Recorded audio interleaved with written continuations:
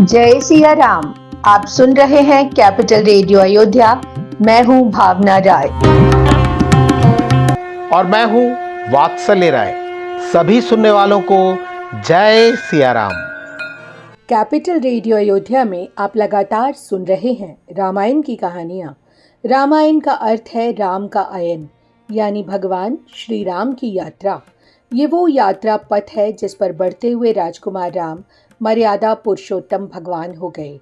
पिछले एपिसोड में हमने आपको भरत कूप की कथा सुनाई, जो भरत जी के अटूट प्रेम और विश्वास का प्रतीक है। आज हम उस हृदय स्पर्शी पल की कहानी सुनाने जा रहे हैं जब भाई भरत अपने प्रभु श्री राम जी से विदा लेते हैं। ये केवल एक भाई की विदा मांगने की कथा नहीं, बल्कि इस कथानक में त्याग, कर्तव्य और प्रेम की पराकाष्ठा के दर्शन होते हैं। गोस्वामी तुलसीदास जी कहते हैं, भोर नहाई सबु जुरा समाजू, भरत भूमि सुर तिरहत राजू। अगले दिन सुबह भरत जी, ब्राह्मणों, राजा जनक और सारा समाज स्नान करके एकत्रित हुए। ये सबको विदा कराने के लिए शुभ दिन है। भगवान राम मन ही मन ये सोच रहे थे, लेकिन कुछ भी कहने में संकोच भी कर रहे थे। भगवान राम ने गुरु वशिष्ठ जी, राजा जनक जी, भरत जी और पूरी सभा की ओर देखा और फिर संकोच से अपनी दृष्टि फेर ली और पृथ्वी की ओर देखने लगे। सभी ने मन ही मन उनके स्वभाव की सराहना की और सभी सोचने लगे कि भगवान राम के समान संकोची स्वामी तो कहीं है ही नहीं। भरत जी ने भगवान राम का रुख देखा और प्रेम पूर्वक उठे। उन्होंने धीरज के साथ भगवान राम को दंडवत प्रणाम किया और हाथ जोड़कर कहा, हे नाथ, आपने मेरी सभी इच्छाओं का मान रखा। मेरे कारण सबने इतना दुख सहा और आपने भी बहुत से कष्ट पाए। अब हे नाथ, मुझे आज्ञा दीजिए कि मैं अयोध्या जाकर 14 वर्ष तक अपने धर्म का पालन करूं। भरत जी ने कहा, हे प्रभु, मुझे ऐसी शिक्षा दीजिए जिससे कि मैं अपने इसी दास रूप से फिर आपके चरणों का दर्शन कर सकूं। भरत जी ने कहा, हे नाथ, आपके प्रेम में अयोध्यावासी, परिजन और प्रजा सभी प्रसन्न हैं। आपके बिना मोक्ष भी व्यर्थ है। भरत जी की प्रार्थना सुनकर भगवान राम भाव विभोर हो गए। भगवान राम ने कहा, हे तात, तुम्हारी, मेरी, परिवार की और घर वन की सारी चिंता तो गुरु वशिष्ठ जी और महाराज जनक को ही है।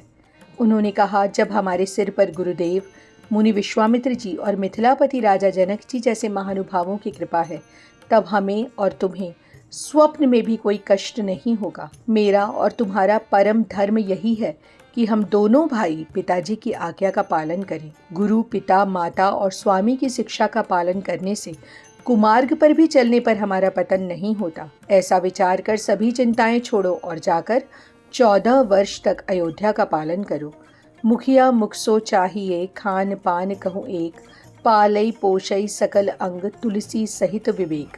भगवान राम ने भरत जी से कहा कि मुखिया मुख के समान होना चाहिए, जो खाने पीने को तो अकेला है, लेकिन विवेक पूर्वक शरीर के सभी अंगों का पालन पोषण करता है। भगवान राम ने भरत जी को बहुत समझाया, लेकिन न उनके मन को संतोष मिला और न ही शांति। भरत जी के प्रेम और गुरु मंत्रियों और अयोध्या के लोगों को देखकर भगवान राम का हृदय संकोच और स्नेह से भर गया।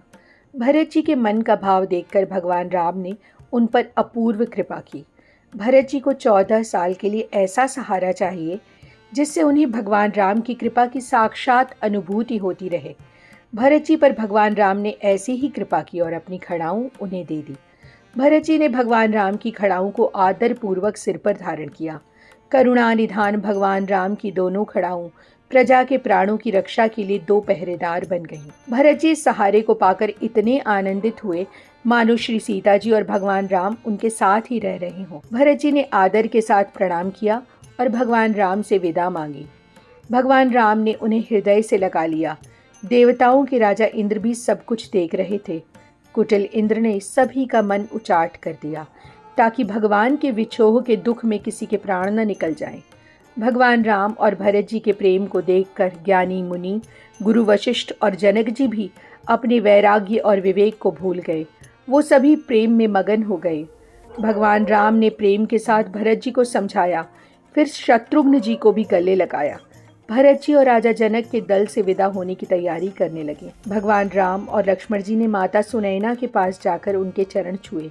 फिर विश्वामित्र, वामदेव, जाबाली और अन्य मुनियों को सम्मान पूर्वक विदा किया। भगवान राम ने कैकेयी माता के चरणों की वंदना कर उनके सारे संकोच और दुख मिटा दिए और उन्हें पालकी में बिठाकर विदा किया। सीता जी ने भी अपने मायके के परिजन और माताओं को प्रणाम किया। भगवान राम और लक्ष्मण दोनों भाइयों ने माताओं को बार बार गले मिलकर विदा किया। भरत जी और राजा जनक जी के दल घोड़ों, हाथियों और दूसरे वाहनों पर सवार होकर प्रस्थान करने लगे। सभी लोग हृदय में भगवान राम, सीता जी और लक्ष्मण जी की यादों को बसाए हुए बेसुध चले जा रहे थे। घोड़े, हाथी और दूसरे पशु तो परवश थे, वो अपने मन में दुख को समेटे चले जा रहे थे। भगवान राम, सीता जी और लक्ष्मण जी ने गुरु वशिष्ठ और उनकी पत्नी के चरणों में प्रणाम किया। वो तीनों हर्ष और दुख के साथ अपनी पर्णकुटी पर लौट आए। फिर निषाद राज जी और अन्य वनवासियों को भी सम्मान पूर्वक विदा किया। बड़ की छाया में बैठकर भगवान राम, सीता जी और लक्ष्मण अपने प्रिय परिजन के वियोग में दुखी हो रहे थे। भगवान राम ने भरत जी के स्नेह स्वभाव और सुंदर वाणी की प्रशंसा सीता जी और लक्ष्मण जी से की। उस समय चित्रकूट के सभी जीव, चाहे वो पक्षी, पशु या मछलियां हो, उदास हो गए। भगवान राम की दशा देखकर देवताओं ने उन पर फूल बरसाए और अपनी बात कही। प्रभु ने उन्हें आश्वासन दिया, जिसके बाद सभी देवता प्रसन्न मन से चले गए। इस एपिसोड में इतना ही। अगले अंक में हम आपको सुनाएंगे आगे की कथा। कार्यक्रम को पसंद करने और शेयर करने के लिए हम आप सभी सुनने वालों के बहुत आभारी हैं।